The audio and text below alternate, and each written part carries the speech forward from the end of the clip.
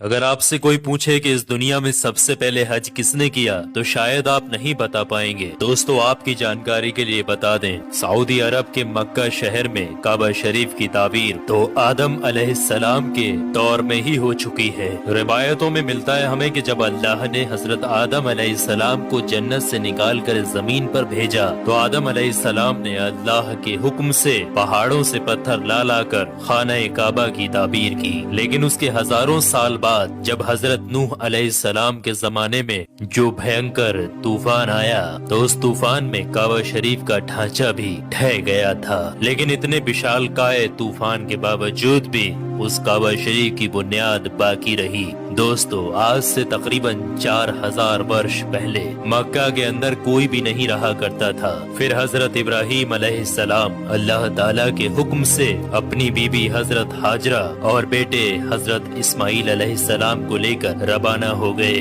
اور اس مقام پر پہنچے جہاں پر آج مکہ واقع ہے۔ اس دور میں وہاں پر نہ کوئی عمارت تھی، نہ پانی، اور نہ ہی یہاں پر کوئی رہا کرتا تھا۔ درختوں کے نام پر صرف ببول وغیرہ کی جھاڑیاں ہوا کرتی تھی۔ حضرت ابراہیم علیہ السلام نے بیوی اور بچوں دونوں کو یہاں بیٹھا دیا، تھوڑا سا پانی اور کھجوروں کو بھی پاس میں رکھ دیا، اور پھر آپ علیہ السلام شام کی طرف چلے گئے۔ حضرت ابراہیم علیہ السلام دوسری بار جب مکہ شریف آئے تو قیام نہ کیا، لیکن جب تیسری بار تشریف لائے تو حضرت اسماعیل علیہ السلام سے فرمایا کہ بیٹا، اللہ تعالیٰ نے مجھے ایک حکم دیا ہے۔ تو حضرت اسماعیل علیہ السلام نے کہا تو اطاعت کیجیے۔ تو حضرت ابراہیم علیہ السلام نے کہا کہ اللہ تعالیٰ نے مجھے حکم دیا ہے کہ یہاں پر ایک گھر بناؤ۔ گھر کی تعمیر شروع ہو گئی۔ حضرت اسماعیل علیہ السلام پتھر لاتے جاتے اور حضرت ابراہیم علیہ السلام بناتے جاتے تھے۔